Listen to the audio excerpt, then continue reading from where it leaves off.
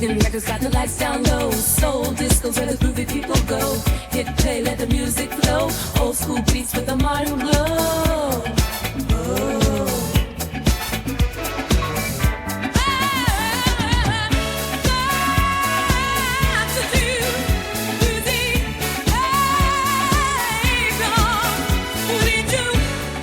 Hello everybody and a very warm welcome back to the latest episode of Hidden Jewels of Soul and Disco. I do hope you're doing absolutely fantastic. In this week's episode I'm featuring Dyson's Faces. That I'll never give my love away. And I used to feel that for me love could never be real. Today we're talking about Dyson's Faces. Dyson's Faces were a small soul and funk group connected to the Washington, D.C. music scene. They were not a major label act. They did not have a long list of chart hits. And their history is only partly documented. But for collectors and music lovers, Dyson's Faces are fascinating because several things have to be separated carefully. The people involved, the two self-titled LPs, the labels DMC and Die Rich, later reissues, different track lists, and the role of the Hard Times Band on the 1977 album. At the center of the story is one name, Clifton Dyson. Clifton Dyson was born in Brooklyn in 1949. Musically, he originally came from gospel, but by the late 60s he had moved more towards R&B and soul. His family connection is also important. Clifton Dyson was the younger half-brother of Ronnie Dyson. Ronnie Dyson became known through the 1968 Broadway production of Hair and later had his own career as a soul and R&B singer. He was already featured on an episode of Hidden Jewels of Soul and Disco. Clifton Dyson, however, stayed much more underground and worked mostly within smaller regional music structures. In the early 1970s, Clifton Dyson appeared in the Washington, D.C. soul scene. One of his early stops was the group The Differences, and in 1971 they released a single on the Monka label, and both sides were arranged by Eddie Drennon. Then came a major break in his career. In 1971, Clifton Dyson was supposed to go on tour as the opening act for Richard Pryor. Shortly before that, he was arrested for selling and distributing cocaine. He spent 2 years in prison. After his release, his musical career started moving again. Eddie Drennon introduced Dyson to Robert Jose Williams in 1974. Soon after, recording sessions began at DB Sound. Those sessions became the foundation for the first Dyson's Faces album. Robert Jose Williams is important in the story because he was part of the local DC soul and network around DB Sound, RBG Productions, and regional independent releases. But what does that mean? In the 1970s, Washington, D.C. did not have a soul industry on the level of Motown in Detroit, High Records in Memphis, or Philadelphia International in Philadelphia. There was no huge machine pushing local soul artists into the national charts. Instead, there was a smaller local network. There were recording studios, engineers, arrangers, producers, session musicians, local labels, and regional radio support. Artists could record, release, and promote music, but often on a much smaller scale. DB Sound Studios in Silver Spring, Maryland was one of those important local recording places. Robert Jose Williams worked in that environment as an engineer and producer. And it became part of the recording world behind several DC area soul and funk records. RBG Productions, short for Red, Black and Green Productions, was Williams' own production company. The name referred to the colors of the Pan-African flag. Through RBG, Williams worked with a network of DC area R&B, soul and funk artists during the 1970s. That network included artists like Father's Children, The Summits, Promised, East Coast Connections, and of course, Dyson's Faces. So when we talk about Dyson's Faces coming out of the DC soul scene, this was what I meant. Not a major label system, but a local independent network built around studios, producers, musicians, small labels and regional connections. Dyson's Faces fit directly into that world.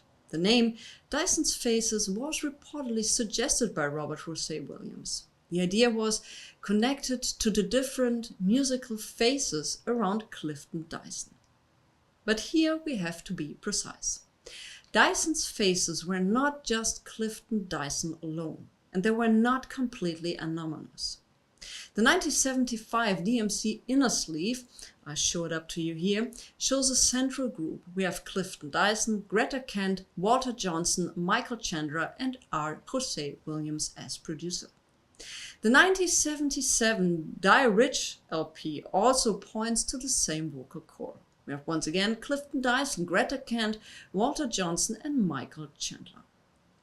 So the change from 1975 to 1977 was not simply a different group of singers. The better way to understand is this. Dyson's Faces had a recognizable vocal core around Clifton Dyson.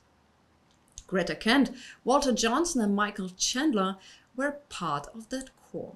What changed in the 1977 Die Rich phase was the album configuration, the label, the production setting and the addition of the Hard Times Band as backing band. So Dyson's Faces were a Clifton Dyson-led soul group or project with the documented vocal lineup, not just a loose name. But they still did not develop into a long-running major label vocal group with a long, fully documented career. The first Dyson's Faces album was released in 1975 on DMC. The LP is simply titled Dyson's Faces and carries the catalog number DMC SLP 76331. In this case, DMC stands for Dimitri Music Company, and this should not be confused with other or better known DMC labels, just to point that out. The available public sources do not clearly document a personal owner in the same way they do for Die Rich. So let's put it that way. The first Dyson's Faces LP was released on DMC, connected with Dimitri Music Company. Who personally owned or controlled DMC is not clearly documented in the current available sources. So what can be said is that the release is closely connected to Robert Jose Williams and the RBG production environment. The LP was produced by Jose Williams for RBG Productions and Dimitri Music Company. The 1975 Inner Sleeve also gives us a useful background on the material. It says that Clifton Dyson wrote most of the songs on the album, but that outside writers were also included. Happy Days Again was written by Eddie Colbert, described in the Inner Sleeve notes as a computer programmer from Washington, D.C. Nosy People was a co-writing effort by Clifton Dyson and John Freeman.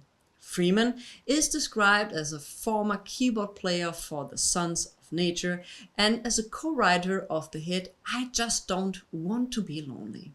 That detail is important because it shows that the first Dyson's Faces album was not only a Clifton Dyson vehicle. It also had links to other writers and musicians from the DC area and beyond.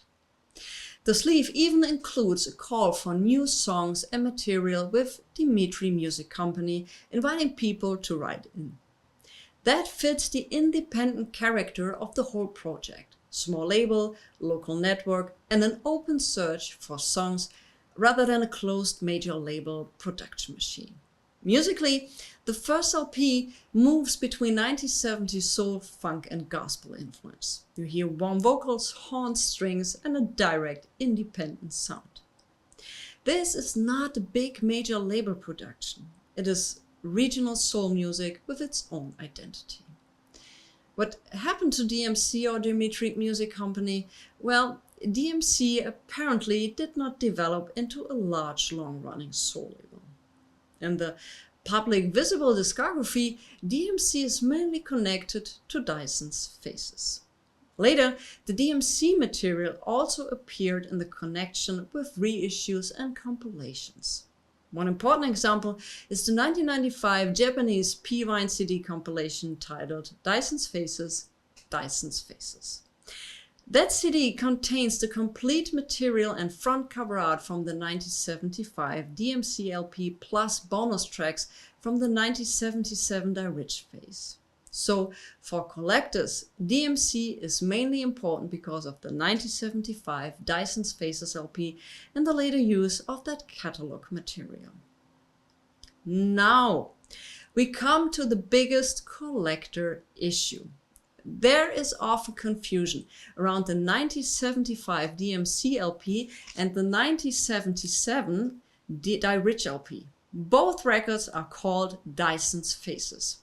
Because of that, they are sometimes treated as one where simply the first pressing and the second pressing of the same album. But that's not accurate. Let me show it to you. The 1975 DMC LP is an earlier album version.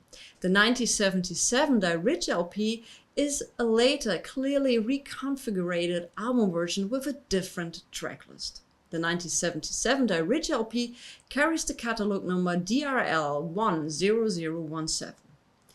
Die Rich Records was a small independent soul label from Washington, D.C., closely connected to Clifton Dyson.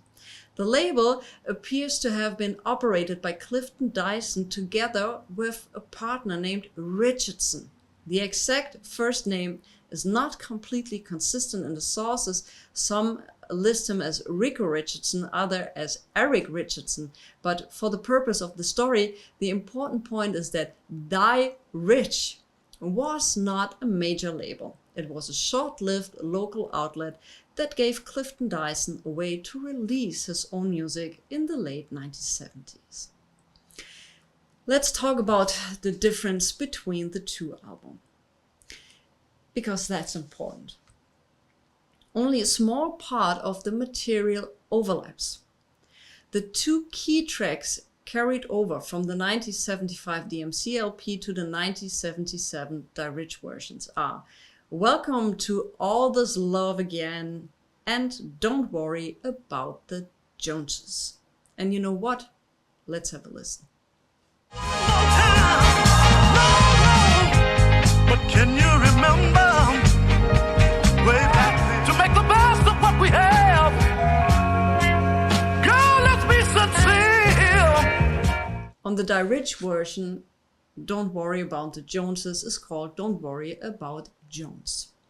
Several tracks from 1975 DMC LP are missing from the 1977 Die Rich LP, including Old Jose, What You Gonna Say Today, Oh Happy Days, We Are Two Fools in Love, Wait a Minute Girl, Nosy People, and the Die Rich LP adds several tracks that are not on the earlier DMC album.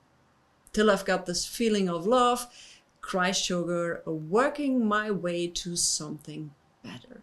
This time, it's gonna be love. You and me, and Try Me Baby. So the Die Rich version is not simply the same album with a different cover or label. It is a later, differently configured version with new material, a different running order, and a different feel. This is why collectors should be careful when talking about the first pressing and the second pressing. It is more accurate to say the DMC LP from 1975 is the earlier album version. The Die Rich LP from 1977 is a later reworked album version with a different tracklist. Another important detail on the 1977 Die Rich LP, the Hard Times Band is credited as the backing band. That means Hard Times should not be presented as a replacement for Dyson's Faces. The vocal core still appears to be Dyson's Faces. Once again, Clifton Dyson, Greta Kent, Walter Johnson, and Michael Chandler. Hard Times were the band behind them on the 1977 Die Rich recordings. So let me put here a clean explanation. The 1977 Die Rich LP keeps the Dyson's Faces vocal identity, but places it in a different musical setting, backed by the Hard Times Band. I hope that this removes a lot of confusion. The core artist name remains Dyson's Faces, centered around Clifton Dyson. Hard Times is best understood here as the backing band connected to the 1977 Die Rich recordings. One especially important title from that phase is Working My Way to Something Better. The song was also released as a single on the Die Rich records in 1977. Clifton Dyson wrote and produced the track himself. The B-side was You and Me, a slow song with a clear gospel influence.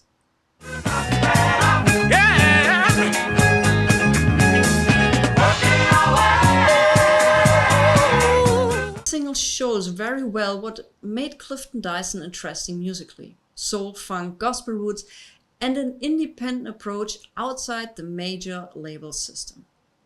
There was also a promo single connected, Till I Get That Feeling of Love, that makes the Die Rich Faces especially important for collectors. It is not just a rerun of the 1975 album. It includes different material and a different musical setting, with Hard Times Band involving as a backing band.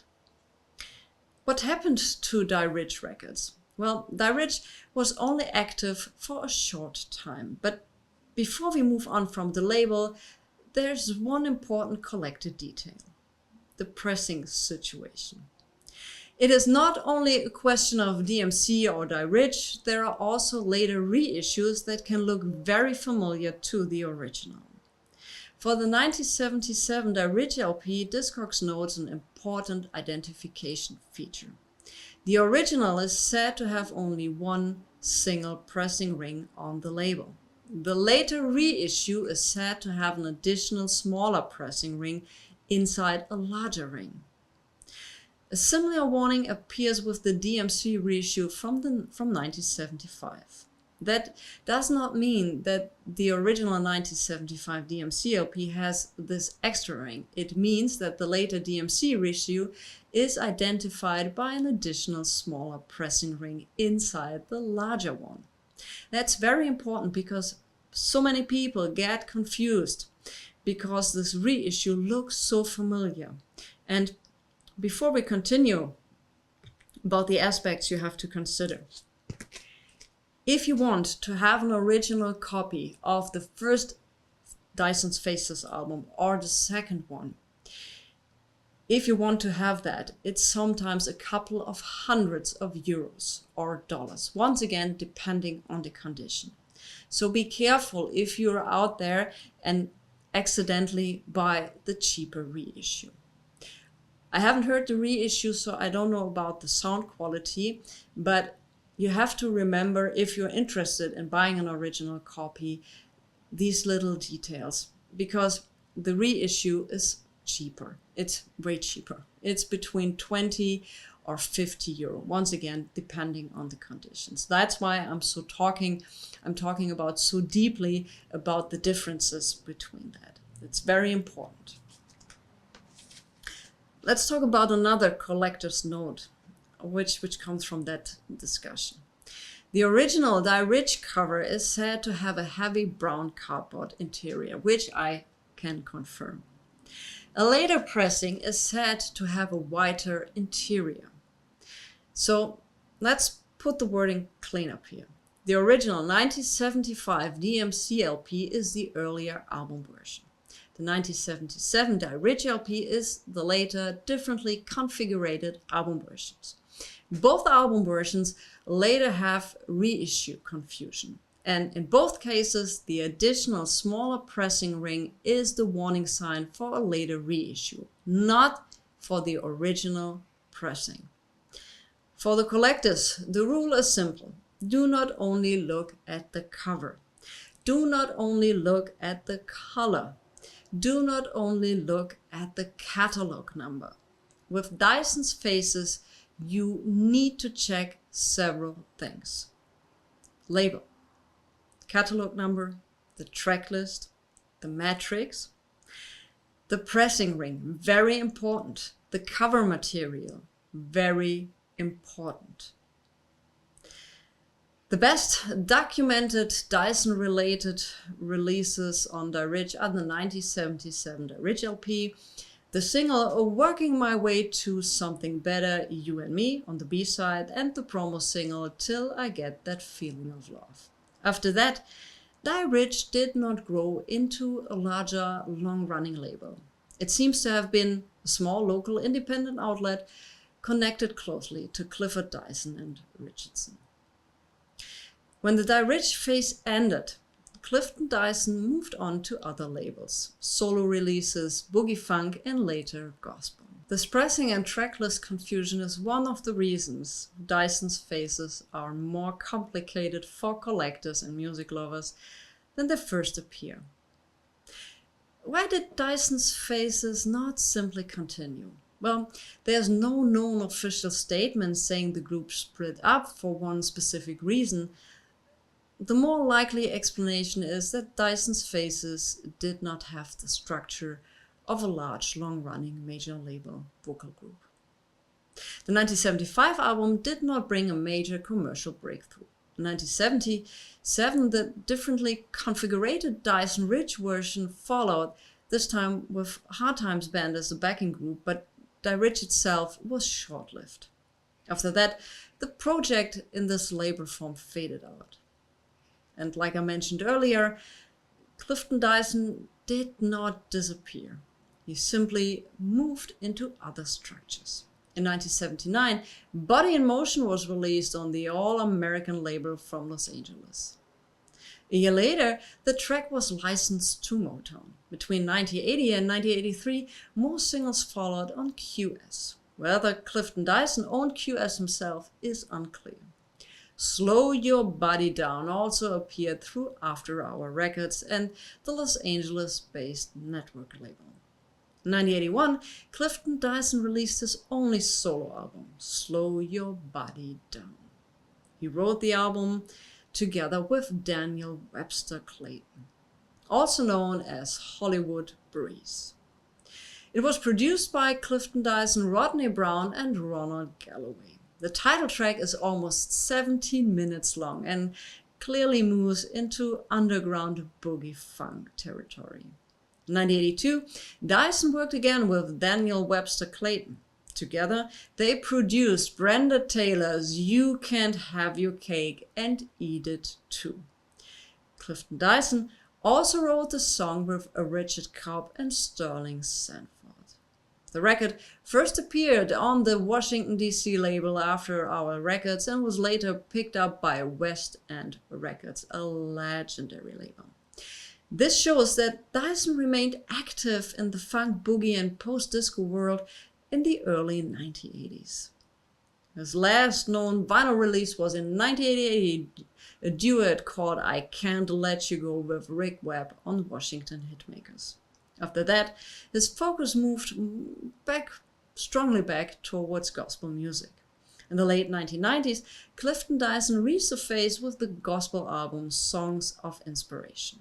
According to Washington City Paper, Songs of Inspiration became a #1 success in England. In the United States, it sold more than 3,000 copies in its first week. Dyson also received local airplay in Washington, including on WHUR and on WPGC and Heaven 1580. Clifton Dyson also founded his own gospel label, Put God First Records. Through that label, he wanted to release local gospel artists. The names mentioned include Mark Staggers, Joanne Clark Booker, and Freda Davis. This shows that Clifton was not only a singer, he was also a songwriter, producer, and label operator. His later life was shaped by serious personal setbacks.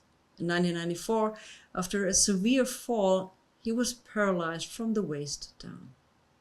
After that, he turned more strongly back towards gospel. There are conflicting dates of his death. Joints of the Day gives us June the 11th in 2003. From the Stacks gives us 2004. So this point should be is a conflict in the sources. June 11th, 2003 is often mentioned, but also conflicting with 2004. Let's talk about what happened to the other members of Dyson's Faces. For Greta Kent, Walter Johnson, and Michael Chandler, the available information is so much thinner. They are documented in a connection with Dyson Faces, and the material you see on the 1975 inner sleeve and the 1977 back cover suggests that they were part of the group's central vocal identity. But clearly documented later careers for these voices cannot reliably be traced. That is typical for small independent soul projects. You find a few records, a few names and individual credits, but not fully documented group history. So why are Dyson's Faces still interesting today? First, the discography is small. Second, original pressings are not common. Third, the two self-titled LPs are often confused. For the 1975 DMC version and the 1977 Die versions have different track listings. Fifth, the label history is complicated. DMC, or Dimitri Music Company, is barely documented, while Die was short-lived and closely connected to Clifton Dyson. 6. The 1977 Die LP adds another important layer because High Times Band appears as the backing band. 7th, the music connects sweet soul, funk, gospel influence, and later boogie elements. Dyson's Faces are not a group you can explain through big chart success. You have to experience them through their records. And yeah, through the independent soul world where many fascinating stories almost disappeared. That is exactly why Dyson's Faces are so interesting for collectors, DJs, and soul fans. This is not just about one rare record. It is about two different album versions, small labels, unclear pressings, a documented vocal core, a backing band that often causes confusion, and an artist who left more traces between gospel, soul, funk, and boogie than you might think at the first glance. All I can say is, please have a listen to Dyson's Faces. I promise you, you won't regret it. Once again, if you are after original copies, they're hard to find and they are not cheap. Once again, there are reissues out there. They're way cheaper, as I already mentioned. If you're looking for an original copies, please keep in mind what I explained in this video. Do not get confused or even worse, getting ripped off. Thanks for watching, and I catch you on the next one.